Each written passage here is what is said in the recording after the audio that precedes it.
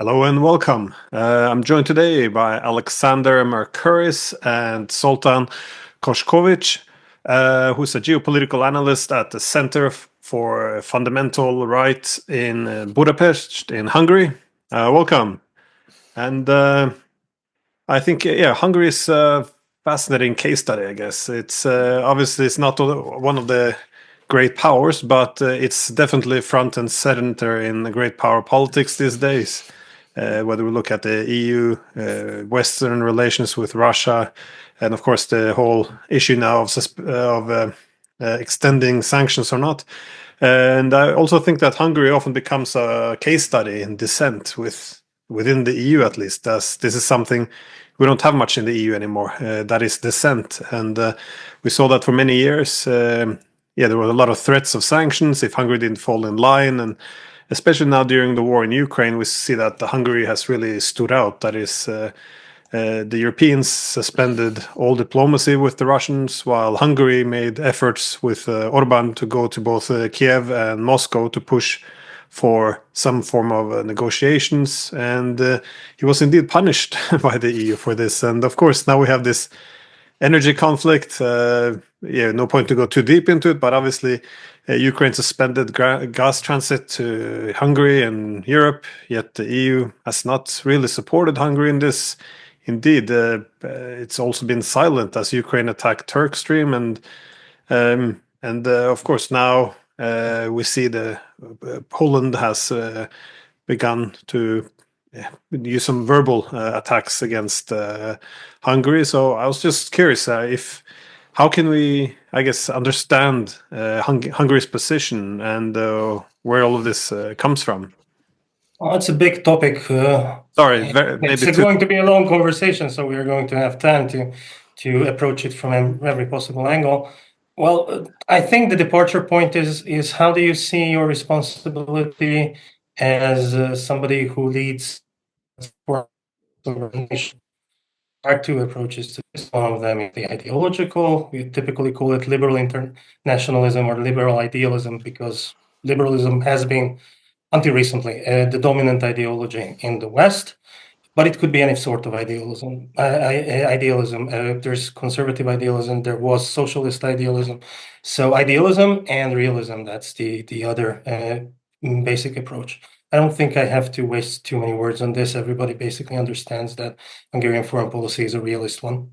It departs from the circumstances that we find ourselves in. It identifies current problems that we would like to solve. It identifies current opportunities that we would like to gain. And based upon that, Hungary conducts a foreign policy. This is starkly different from any version of idealism, which identifies endpoints which they want to reach. That is not in itself problematic. It becomes problematic when idealism ignores the circumstances. And then it becomes dogmatic, and there are basically pronouncements. Let's take an example that is more in the past so we can approach it more neutrally. There was this decision by Western liberalism that Afghanistan should be a liberal democracy. This was an idealist pronouncement which drove Western European and North American foreign policy for 2 decades. In the end, they managed to get from the Taliban to the Taliban in 20 years at the cost of an immense number of human lives, immense human suffering, and a lot of treasure. That also counts. So this is the problem with idealism. I fear that the EU's idealistic foreign policy towards Ukraine and Russia is this version of blind idealism. While Hungary is, well, if we take the entirety of the conflict, Hungary is the only member state in the European Union that has conducted realistic approach to foreign policy and to the conflict in Ukraine. Now we are joined by Slovakia, to a lesser extent Italy, and hopefully other European countries will soon wake up to the realities of what this war looks like. But it's not just a problem between idealism and realism, because realistically, it's very easy to explain why Hungary doesn't need this war. Hungary doesn't need these sanctions, at least most of them, at least those of them that hurt us more than the Russians, and why Europe doesn't need this war, and why Europe doesn't need these sanction policies, at least most of them, at those that hurt Europe more than Russia. It seems to be easy. I can build a very convincing moral case for idealists why Western nations should not be involved in what is essentially a war between two Slavic countries. I could build a strong moral case, I believe, that the loss of life on the battlefield and among civilians at this point serves no realistic purpose. That the end to the war would serve Ukrainian interests, and it would also, perhaps to a lesser extent, but serve Russian interests as well. Despite all of this, there's virtually nobody in Europe who is talking about ending the war, except, as you mentioned, Prime Minister Viktor Orban. That is a most extraordinary thing, because foreign policy in Europe has, to a great extent, become a complete denial of the realities that are piling up all around itself. So we have a major economic crisis playing out in Germany. I don't think anybody disputes this any longer. We have a sense that we're losing the initiative in diplomatic action, because a problem that is a European problem, this is a war in Europe, it is increasingly looking as going to be settled or negotiated by outsiders, the Russians and the Americans talking to each other, which ought to be something that ought to concern Europeans, or so one might think. We have growing rebellions on the part of much of the population of Europe, where we see this in elections in Germany, in elections recently in Britain, where the Reform Party came third and is now steadily rising in the polls and is talking a completely different, taking a completely different approach to this problem, one that is not that different in some respects from Hungary's. And yet we see at the very center, in the EU center, in Brussels, but also amongst those governments that continue to be aligned with the center, which are the majority of European governments, a continuing determination to close ears and close eyes and pretend that this really isn't happening, and at the same time to beat up on the one European member state, which not only is talking in a realistic way, but which is increasingly being vindicated by events. America appears to be shifting its position. We've had an election in the United States. We have a new president. The president of the United States has been talking to your prime minister. I understand that the US Secretary of State, Marco Rubio, has talked to Mr. Seato, who is your foreign minister. He's not, so far as I know, Mr. Rubio hasn't yet talked to any of the other European foreign ministers.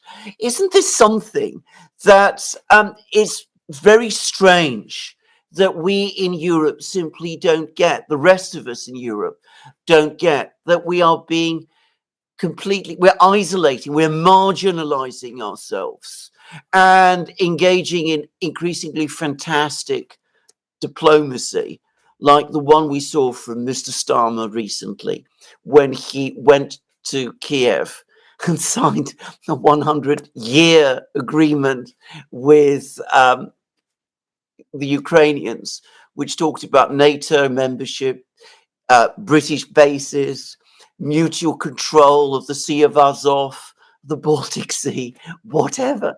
I mean, how do you explain this complete inability of Europeans to even now see that this thing is going wrong for them in the way that it clearly is? Well, let's start with the easiest one. Why did Prime Minister Starmer, sign this 100-year treaty with Kiev? Security guarantees, British involvement, a lot of British taxpayer money. The only reason I can possibly assume that is behind this is that Mr. Starmer does not believe that Ukraine is going to be there for 100 years. I think that he assumes that Ukraine is losing more catastrophically than frankly, even the facts warrant, because Ukraine is not at the point where it has to disappear from the map. But nothing else can explain Starmer's decision to sign this treaty. Or he is completely blind and deaf to the national interests of Great Britain, which unfortunately is increasing given all the other countries in Europe. But Britain does not have this track record of elevating politicians who are unaware of the British national interest, whether they be Labour or Conservatives or Liberals at an earlier age. And now the other problem about Europe, you mentioned that basically these countries are becoming ungovernable. France has become ungovernable. I think that the German elections in February may produce a result that means that Germany is ungovernable. In Spain, we have an increasingly desperate minority government by the socialists. There have been shifts in most European countries. There will be elections soon in the Czech Republic, in Slovenia. We expect a rightward shift there. Poland is to some extent against this trend, but that is just one example. Now, the reason for this, I think, is that you can only deny reality so far. There is an element in this postmodern version of liberal politics that is very similar to Bolshevism in that dogma supersedes the senses. Whatever your senses tell you about the state of your economy, about the well-being of your population, about the attitudes of your voters, dogma overrides all those sensory impulses, and it drives you towards basically a path that leads to the abyss. And let's make no mistake about this. Europe is in a horrible situation right now. We need an immediate and radical course correction. One thing is basically natural. There were two pillars of European prosperity. One was cheap Chinese labor, and this is simply going away naturally without any geopolitical shocks by virtue of China rising out and becoming a first world country and not a third world country anymore. That obviously coincides with the fact that cheap labor is no longer an aspect of that type of an economy. So we have to let that go.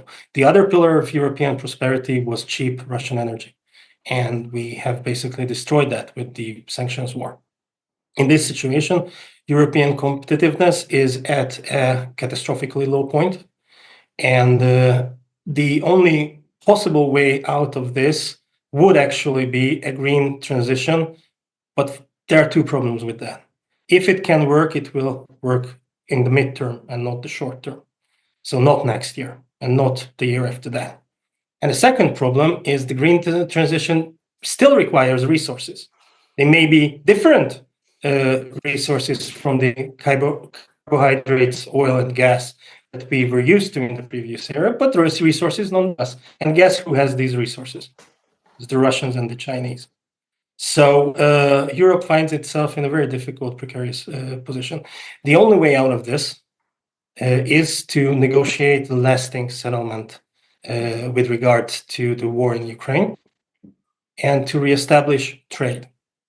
In the mid-run, in 5, 6, 7 years, probably the infrastructure could be built out to work with the Arab states in the Gulf region. They could send us oil and they could send us gas in sufficient quantities. But then again, this ideological problem with the Europeans who think that their values are universal and that they have a right to impose them on other nations. Obviously, the postmodern version of European liberalism, its values, does not coincide with the values of the Muslim world, and they are very antagonistic towards each other. If you recall, there was the World Cup, the Football World Cup in Qatar. What did the Germans do during the Football World Cup in Qatar? They started speaking about how badly the Qataris were treated and the LGBTQ community. Now, Qatar is one of those countries who could really help Europe diversify in terms of gas, especially, but also oil. And in the middle of the crisis, the economic conflict with Russia, the Europeans start bad-mouthing their shortest, easiest alternative, Qatar. This doesn't make sense. Another element of this reality is how the Germans closed their nuclear power stations in the middle of an energy crisis. What on earth would make you do that? That's basically very similar to when the Soviets in the 1920s kept forcing the collectivization or the state ownership of farmland, even despite the huge hunger that was being created. Ideology overrides reality, and this always leads to a catastrophe. And why did this happen? It's very difficult, but unfortunately, Fukuyama was right to the extent that liberalism at least triumphed in Western Europe and triumphed absolutely. Liberalism basically managed to exclude every other approach to politics, to the economy, to society. And to this day, we are suffering from this inclusion because very valid ideas based on reality were simply excluded from public discourse.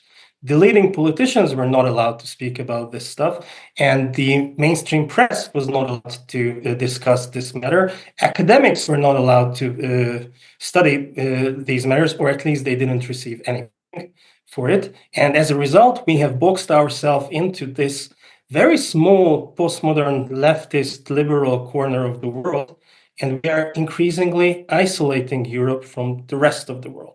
Imagine when this war started, one of the promises of Ursula von der Leyen was that we are going to isolate Russia. Well, we are 3 years into this. We are isolated from Russia. We have huge problems with China, with India. The Africans hate us.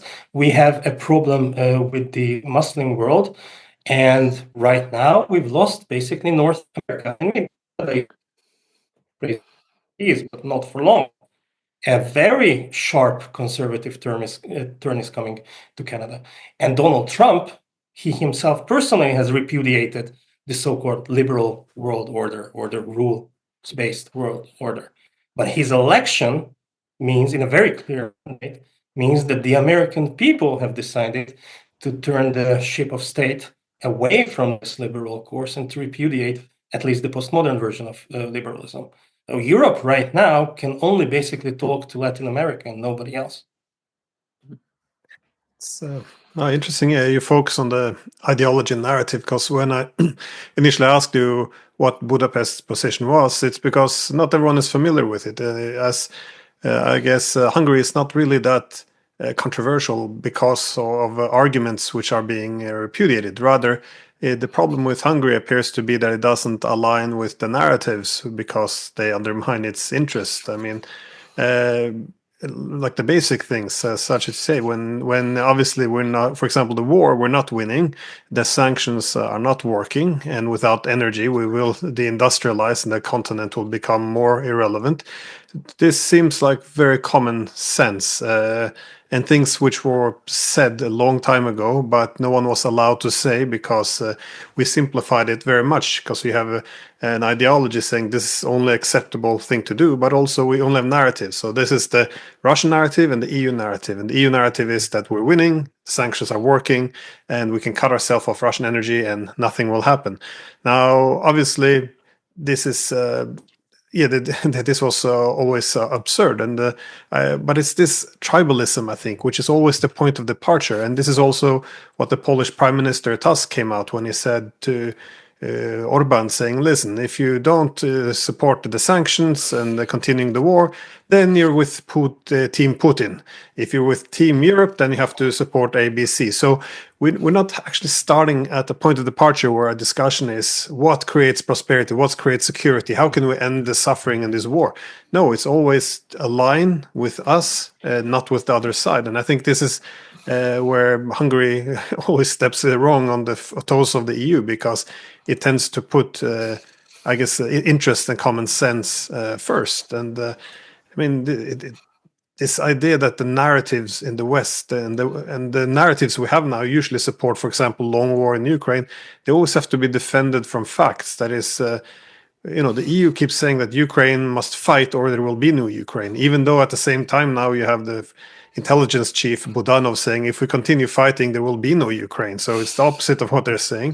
I agree for the first time in my life with Mr. Budanov. Yeah, first time with but also we have to support the Ukrainians. They rely on us, but most Ukrainians want negotiation. So who are these Ukrainians? We keep talking about. We're saying they're winning while they're being decimated. Of course, we have to say that they're winning because that's the only way to continue this support for public support for continuing the war. But that just means we're ignoring all the human suffering, and somehow this is the good guy position. It's them as with the Germans. They cut themselves off from energy. They're predictably a route Hungary doesn't want to take. They're deindustrializing, but instead of admitting this foolish decision, they're standing on stage saying, "Oh, the Russians cut us off." It's beyond absurd, isn't it? First, they're doing this victory laps that we cut ourselves off Russian energy, and now we're energy independent, and then the industries are collapsing. No, it was the Russians. I mean, surely we have to relate to reality if we're going to have course correction, because as you pointed out very excellently, we're obviously going off a cliff here. This isn't sustainable. But if we all need this demand for loyalty to the ideology in the narrative, how is it possible to identify problems? How can you actually have any course correction? It's just this instinct to always shut down dissent. I wish there would be more efforts to meet Budapest, at least to discuss its positions. Yeah. This is what I'm. If it had horrible arguments, shut down Hungary with arguments. But this idea of just punishing dissent, I think there are no arguments anymore. I think they realize that Hungary is right, but this is the position we have taken. So I don't know. So let's make this very clear. I don't think I have to waste too many words on this podcast about this, because you talk about this quite often. Hungary is on Team Hungary. Now, this is not a shocking statement to probably any of your viewers, but it could be seen as a shocking statement to many consumers of mainstream media, especially in the last 20 years. But I want to stress this. The idea that national leaders are on their own nation's team is basically what has been the norm for the entirety of human history, or at least the history of civilization, except for the last 15, 20 years. In all other ages, all other people just assumed that national leaders would be on their own team. And today we live in a world where indeed there is a clash of narratives, and let's not underestimate the importance of narratives. Narratives are important in politics because they tell a story to your people why you engage in certain policies. And these narratives are important, but they have to at least try to be truthful, right? And the biggest mistake that anybody in a position where they make decisions or advise decision makers can make is when they fully immerse themselves in their own narrative and close their ears to every other information. And that is what happened in Brussels. That is what happened in Berlin. That is what happened, unfortunately, in London, in Kiev even, and in Moscow. I think that they are probably more rational than the Europeans, but they are also closing their ears to the very real problems that the Russians are facing, especially now with Donald Trump coming to the White House. It's going to be a more dangerous world for the Russians as well. And in terms of sanctions, the fact that the European sanctions are utterly self-defeating doesn't mean that they aren't also hurting the Russians. The Russian economy is also suffering from the sanctions, and that has to be taken account. I mean, what happens to their inflation, which has these moments of high fever and then it subsides, that's not a healthy state of an economy. Their defense spending is through the roof, so Russia is being affected. It's really, in terms of this sanctions war, it is like when two people find a tiger in the jungle. They have to run, but they don't have to run faster than the tiger. One of them has to run faster than the other one. Right now, in these sanctions terms, the Russians are running faster than the Europeans. There's no question about that. But a tiger is still chasing them too. So everybody should basically open their eyes to the realities and accept that there are different points of view. And you asked me why this happened in Europe, that no dissenting views are allowed in public discourse. Remember when at the beginning or in the middle of the Hungarian EU presidency, Prime Minister Viktor Orbán went to Brussels or Strasbourg, I don't remember, the plenary session of the European Parliament. He came with a 10-15 minutes long, rather objective elaboration of what the Hungarian presidency has done so far and what its aims are. And then after that, I don't know, it's a pub brawl that broke out on the floor of the European Parliament. Everybody was shouting, nobody was listening to anybody, and all they cared was their own little dogmatic statements condemning Hungary for one thing or another. I remember there was somebody was condemning us for buying Russian gas. Yeah, it's true that we buy Russian gas. And perhaps a liberal consumer of news who is very much in favor of helping Ukraine may think that that's a bad thing. But if that person lives, for example, in Spain, he should understand that Spain buys 3 or 4 times more Russian gas than Hungary. And this is true for every European member state. So every piece of criticism that they formulate against Hungary is either something that they are already doing themselves to an even larger extent, or it eventually turns out that they are wrong and the Hungarians are right. A classical example of that is mass migration. I mean, 2015, you guys remember that they threw the book at us for basically doing what? Protecting our southern border. By now, it's 10 years later, but virtually everybody agrees with us that borders need to be protected. And Europe has a deportation problem. Hundreds of thousands of illegal aliens will have to be deported from a continent that has the dark chapter of history in the 20th century. It still has to be done. Do you know which country doesn't have to mass deport people? Hungary. In France, they have passed a law that bans women from wearing, I think, the burqa, and anyway, traditional Muslim women's wear. France banned women from doing that. Do you know which country doesn't have to tell women on the territory of its jurisdiction what to wear and what not to wear? Hungary. Right. So, but yeah, they should listen to us, but they aren't. Well, you brought us to a very important point, because, as you know, I was in Hungary just about 2 months ago. That was where we met. Yeah. And the thing that struck me when I was there was, firstly, what a very profoundly European place Hungary is.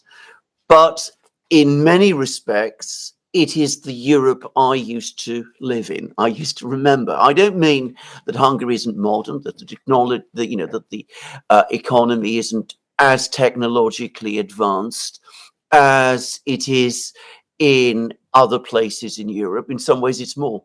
And it's an efficient, well-run economy. That was my impression.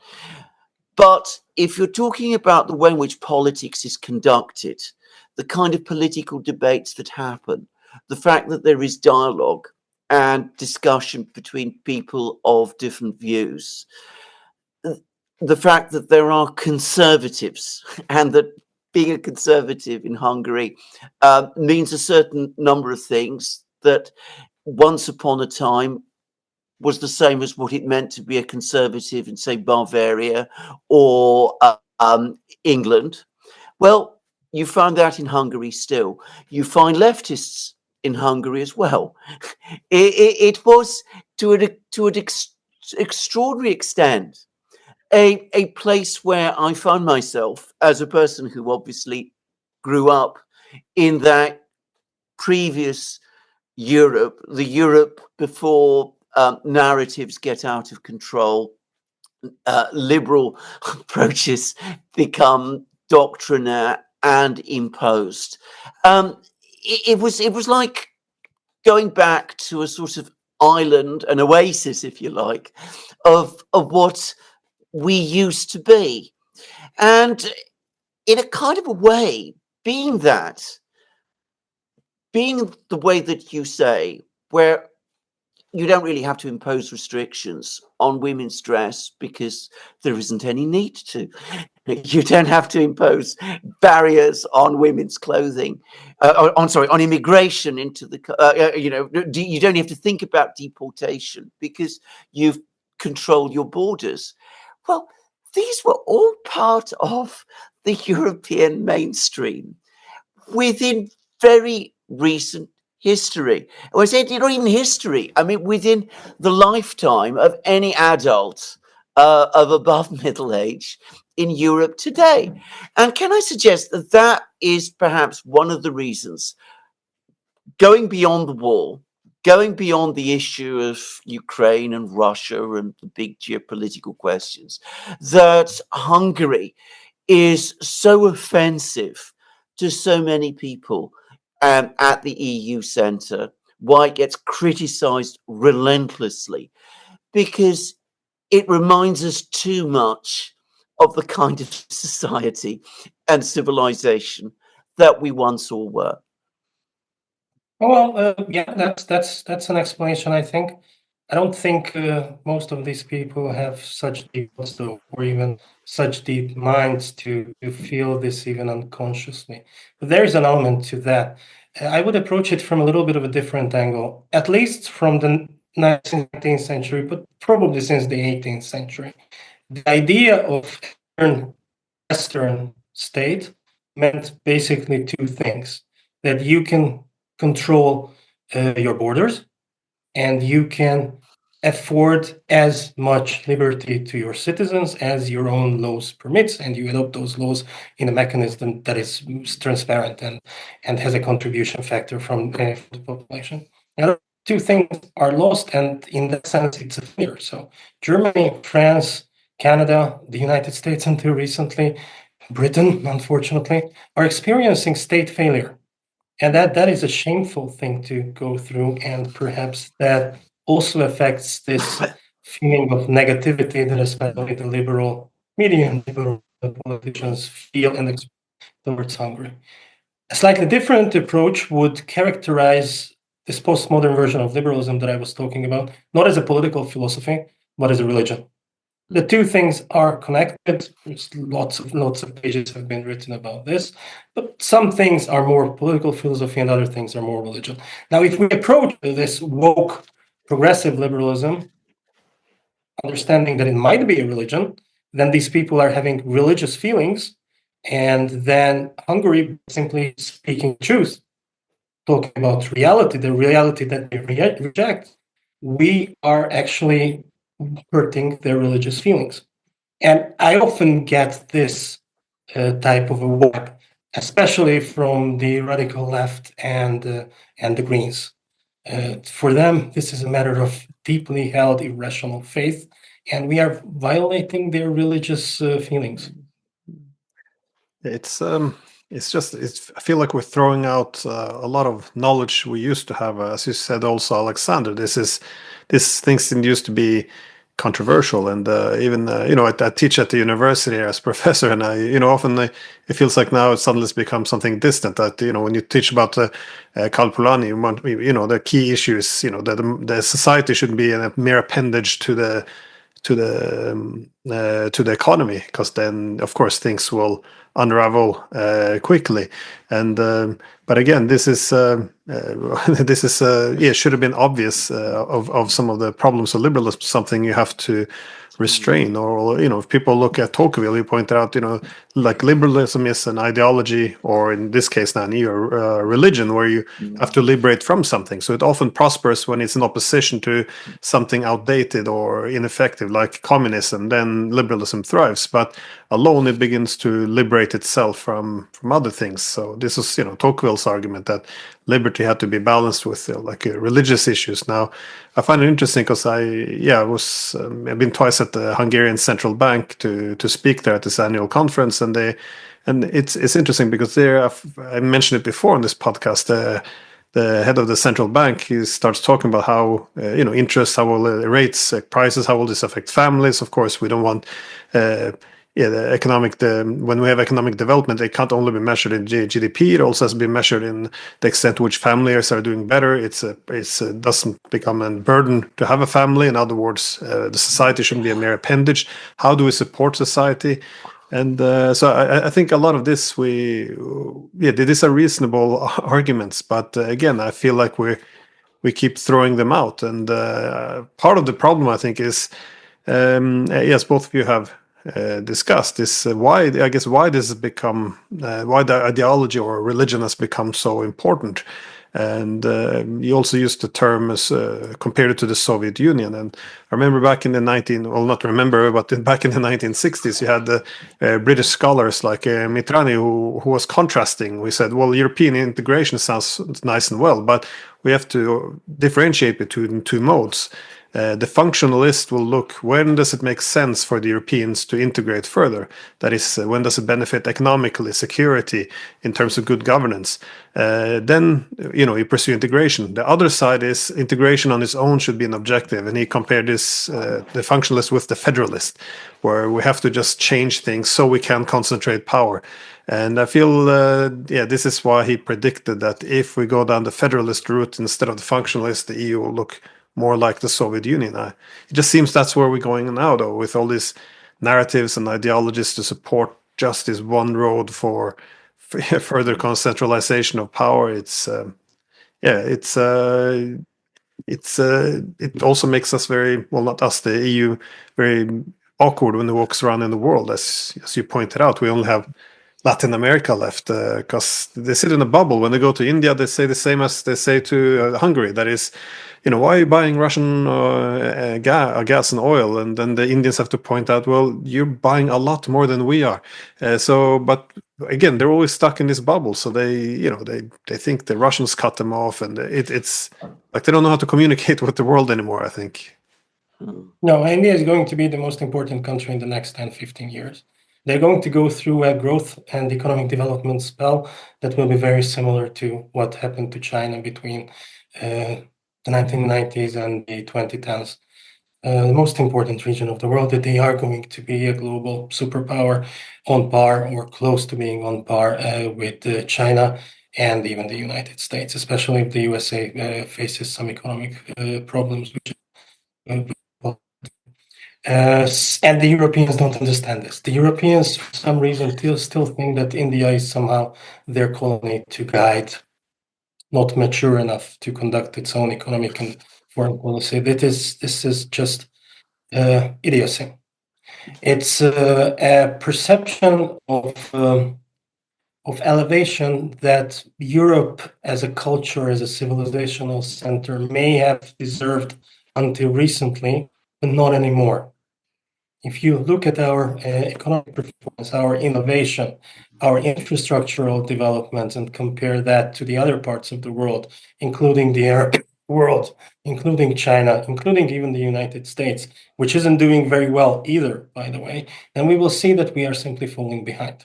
It is not the case anymore that some of the developing nations are getting less and less behind us. It's the case that they are pulling away from us. In terms of technology, sciences, infrastructure, certainly, and I mean railroads and I mean major ports. And we simply cannot afford to have this delusion of superiority affect us anymore. And this is one of the things that the Hungarians have been trying to tell to our European counterparts, but they don't care. They have this strong feeling that they are better than the Indians. No, they are not. And the Indians are, in terms of power, technology, they are going to be much more powerful than you in less than 10 years. Let me put to you a suggestion, which is perhaps not a very happy one, but a very bleak one. And that is that from a certain point of view, from the perspective of one particular group of people within Europe, actually the Ukraine war has been actually extremely helpful. And that is that if you're looking at this from the perspective of Ursula von der Leyen, I'm not suggesting that she thinks it this way, but if you were advising her, if you were on her side, you could say, well, look, the Ukraine conflict has really worked very well for you. You are at the center. you now have degree of control over governments, over nations within the EU to an extent that you have never had previously. You're able to control to a great extent their energy policies, which used to be the prerogative of the member states, but now you run them from the center. You've been able to expand trade policies as well. You can also use the Ukraine conflict constantly to isolate and discredit, and in some cases take even stronger, organize stronger action against dissident members within the EU, like Hungary, like Slovakia, which is of course now under extreme pressure. You can do this all the time. So don't end the war. Keep the war going, because it is actually, in terms of the interests of the center itself, actually working to promote your agenda. You're able to impose your narratives more effectively. You can impose bloc discipline more securely. You can expand your economic interference in countries more actively. You can expand your political interference in countries more actively as well. Slovakia, again, case in point. Hungary too is subjected to this kind of thing. Better, in fact, to continue the war. And if there is a defeat there and Ukraine is just defeated, well, even that outcome in some ways is better than the worst possible outcome of all, which is a negotiated settlement in which people start to go back and say, well, was it all worth it? Because with a defeat, you could say, well, there's the Russian bear. It's on our borders. We still have to do all of these other things that we are doing. Whereas if it ends in a negotiation, in a diplomatic settlement, well, then, of course, people will ask, what was it all about? Why did you take us here in the first place? Was it really worth it? Well, what would you say to this? Well, this is a very rational explanation of why Ursula von der Leyen would be actually, to this extent, pro-war. The only weakness I find with your explanation is that I think that you assume Ursula von der Leyen, the people who advise them, to be more wise than they actually are. But even if this is, I think what drives them is putting this mess in 2022 on an impulse, on a moral impulse that we must resist evil, and they got into this. And after that, within 4 or 6 months, the question started to emerge: why isn't this working? This policy working, and who is responsible?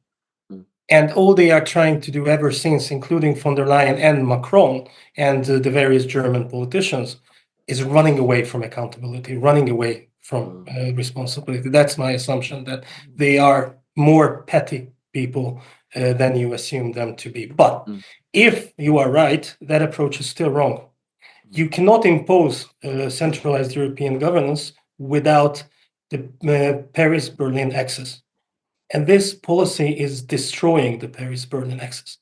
As we've mentioned already in this podcast, France is right now ungovernable, and it is very likely that Germany will soon be ungovernable. It is entirely possible that it will become ungovernable within a month if the German election result that no coalition can be formed.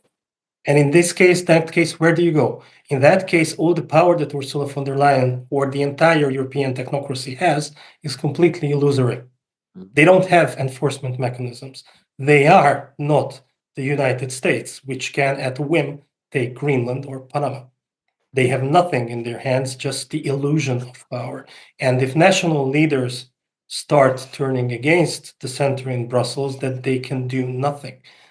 None of them, not the Commission, not the Parliament, not the European Court, none of them have any power beyond what power is actively and continuously supplied to them by the member states. If the member states withhold those powers, then they have nothing. And that's where they are going, essentially. With the weakening of Paris and Berlin, which are bad things for Europeans, bad things. And the one small silver lining is that at least the European technocrats are also weakening. They can cause less and less damage this way.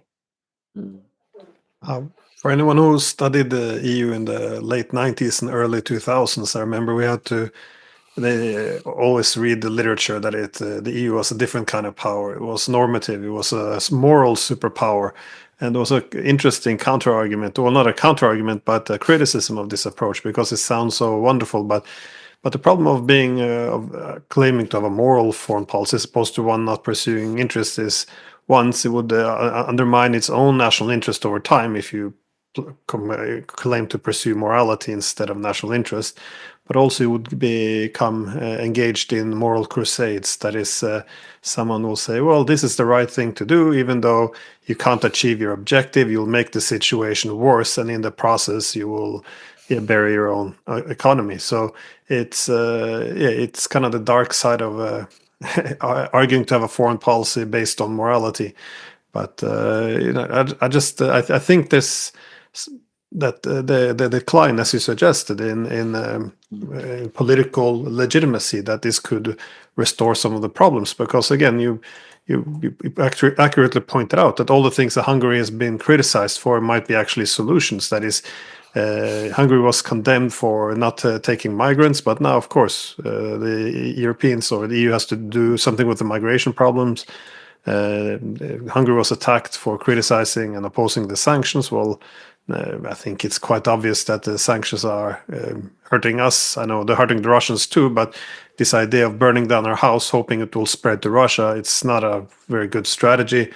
We kept saying, the war can be won, and condemned Hungary for, challenging this notion. And now, of course, I think everyone is coming grudgingly to the same conclusion that, okay, we're not winning, and the hundreds of thousands have died. And also the idea that if supranational institutions become too powerful, then it leaves less influence at the national level to pursue national interest, and then it becomes to hollow out what is required to keep the whole thing going. And so when you say Hungary should play for Team Hungary, I think the Germans might be listening to this and thinking, well, perhaps, we haven't been pursuing our national interest. But I guess with this new legitimacy crisis, because you see this across many European governments now, surely they will be replaced by more realistic, or at least less ideological governments, I would think, at least. Yeah, just something interesting about this. There is, I think, especially after the history of the 20th century, that nationalistic foreign policy, which is very close to realistic foreign policy, is a danger. Now, yes and no. Anything taken too far becomes dangerous. Socialist foreign policy taken too far become the Red Khmer, right?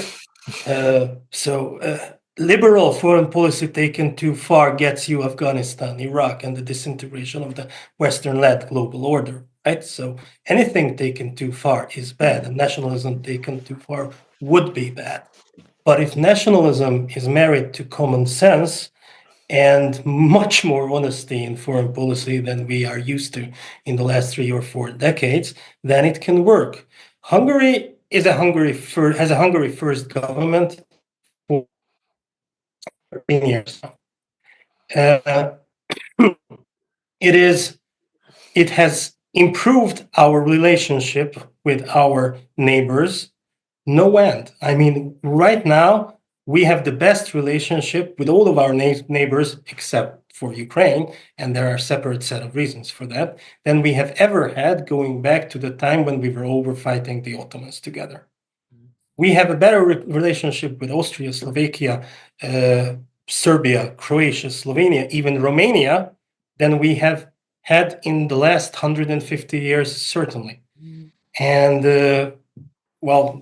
some of them didn't exist 150 years ago, but you get my idea. So it's a much better relationship, and it was achieved through nationalistic, but moderately nationalistic foreign policy, realistic foreign policy, and very direct and honest communication with our neighbors. when we told them why we were doing stuff, and we tried to find ways.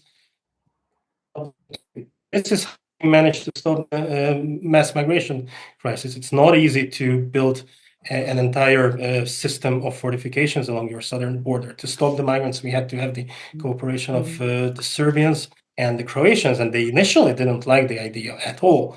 But honest diplomacy, realism helped to achieve that. Basically, my last question, where do you think we're going at this moment? Because my own sense is that we are going to have diplomacy between the United States and Russia over the next couple of weeks. I think we've got a lot of opening moves and a lot of opening statements said by each side. Donald Trump said his thing. Vladimir Putin has said his things. But we're starting to get signals that some kind of a dialogue is going to take place. There's going to be apparently a summit meeting between Putin and Trump at some point. They've managed to work with each other before in the past. Apparently there's a certain degree of mutual, shall we say, empathy between them. One shouldn't make too much of that, but it does exist. The Americans, I get the sense, really do want to see this whole conflict in Ukraine shut down. The Russians have said that for them, the most important thing is security and the security of their western border. And yes, they're holding out for some things, but that looks to me like the basis of a compromise. Do you think we are going to get there in the end? Do you think that there will be a diplomatic process? And what role do you think Hungary itself might have? Now, that's a very big question, and I want to stress and say in advance that you obviously do not speak for the Hungarian government, and I know that. But having said that, you are in Budapest. You are aware of, better sense of the sort of mood there. But Orban has spoken to Putin. There's been even some suggestions, not I think in Hungary itself, that Budapest could be a venue for a meeting between Putin and Trump. I don't know myself whether that would be the case. But do you think Hungary has a role, given that it has been the lone voice in Europe for so long talking about peace, and Donald Trump is known to have a lot of respect for Viktor Orban? I'm hearing a story today, I don't know whether it's true, that he's actually reassured Orban today that Hungary has America's back if there are problems with the Europeans over the next couple of months going forward. But do you think that the Hungarians do have a role? After all, they have been talking to the Russians. You've maintained communications with the Russians. It's a lot to ask of a small country, but what do you think might happen? So I don't think there's going to be a Budapest Peace Treaty or even a major chapter of this dialogue in Budapest, for the pure reason that, unfortunately, the Budapest Memorandum, which hopefully your viewers are aware of, has played out rather badly. It's a sad, dark chapter of international law, and the dark symbolism, I think, precludes Budapest from being the location for high-level meetings. But otherwise, I think Hungary, yes, can mediate, can be a part of the peace process. We can talk to the Russians, we can talk to the Chinese, we can talk to the Americans. These are going to be the most important players. We can also talk to Kiev, and paradoxically, least of all, is Brussels. I mean, we can't seem to find a common language with Brussels. But we can talk to Mr. Zelensky in Kiev despite our very sharp differences. That dialogue is ongoing, even if it sometimes turns into sharper tones. So in that sense, Hungary can play a very important intermediary role. I do not think that this peace process, if it succeeds, it is going to happen. So I think that one thing is certain, it's going to happen. Whether or not it succeeds is a different matter. I don't think it's going to happen primarily in Europe. I think both Moscow and Washington have an interest in excluding the Europeans as much as possible, not least for educational purposes, so to speak. Why couldn't they hold these talks in Singapore, for example? just a suggestion. I don't see why not. There are plenty of other places, Greenland, Iceland. There are places where these negotiations could happen, which also have traditions of conducting high-level international diplomacy. Now, as in terms of what is going to happen or what kind of a solution we can expect here, I can give you an optimistic scenario and a pessimistic one. Right now, at this juncture, I don't have enough information to choose between them. Emotionally, I prefer the optimistic solution, but that's emotionally. Donald Trump is a master negotiator, whether the liberals like this or not. And it's not just business, because if you recall his last term in office, he has achieved immense success in the Middle East with the Abrahamic Accords. That is a huge achievement that nobody could even approach before. Those accords gave a real chance for peace in the Middle East that unfortunately disintegrated after the terrorist attack on October the 7th. So he can conduct masterful diplomacy. I know some of the people who have created the policy papers behind their approaches to the peace plan that they might formulate. These are very smart people. They're very cold-headed, level-headed realists. They understand peace through strengths. They understand pressure points. So there is hope. As I mentioned, the Russian economy is not in an ideal situation, and there conclude that enough is enough. If the Americans can manage to get the Chinese at least partially on board in pressuring the Russians to end the war, then there is a possibility for a ceasefire and maybe even a long-lasting, sustainable peace treaty. The key to a long-lasting, sustainable peace treaty, by the way, is not security guarantees. That is crazy what people are saying. That's just politics. The key to a sustainable peace treaty is that neither of the sides involved in the peace treaty should have an interest in violating the peace treaty.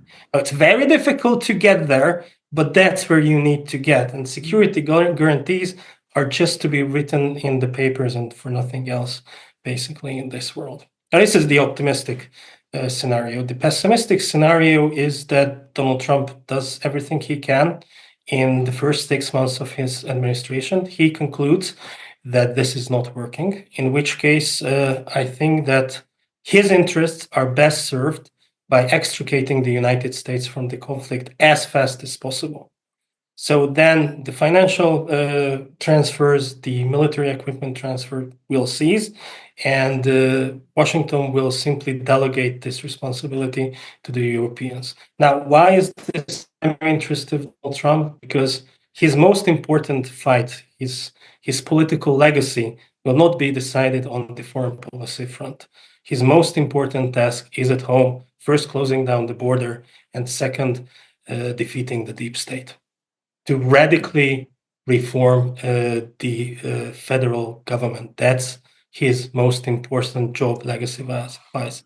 And he should not get muddied or be bogged down in various foreign wars, very much including the Ukraine war. Well, thank you very much. That was my last question, and thank you very much, Zoltán, for answering it so well. I don't. Glenn might have some more questions, but from me. Well, maybe just a quick brief one, because I saw an interview with Orban in which he was pointing out the role of the NGOs in Hungary, and Donald Trump, he recently suspended all aid, and there was some lack of clarity whether or not this would cover the NGOs. And Orban, he more or less expressed the hope that it would, because these NGOs are very disruptive. They don't actually do. They operate under the guise of human rights and democracy, but they usually have very aggressive, divisive foreign policy objectives, which contribute to conflict. So, of course, this is happening at the same time as you see the NGOs trying to stoke up uprising in Slovakia and also against Serbia, against Fico and Vucic. So I was wondering if you had any comments on this. How do you see Hungary's? Will this attempt to disrupt or kick out some NGOs, as many countries around the world has done in the last few years? Well, they might go broke.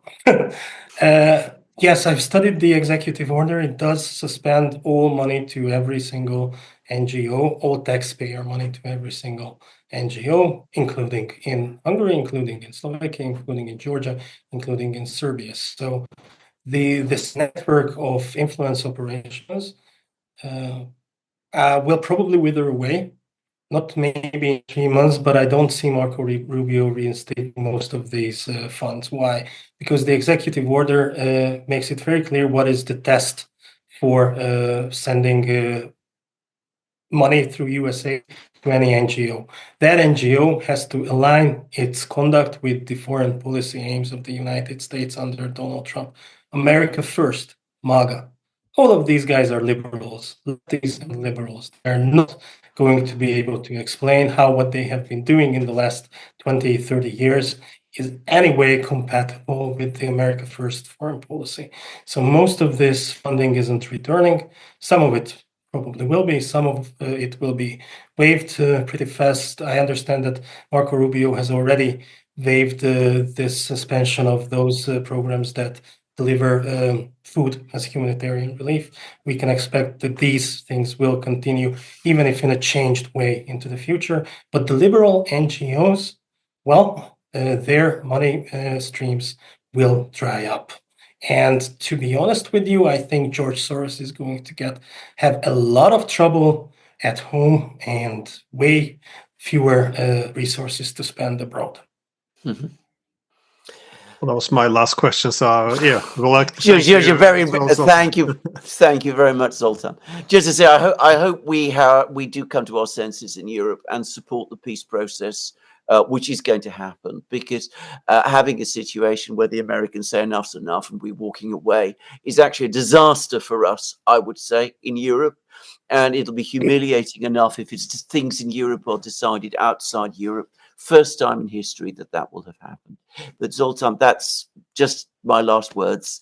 Thank you very much for all you said. Thank you for having me, gentlemen. Thank you for listening, dear viewers. And we hope you'll come again, by the way.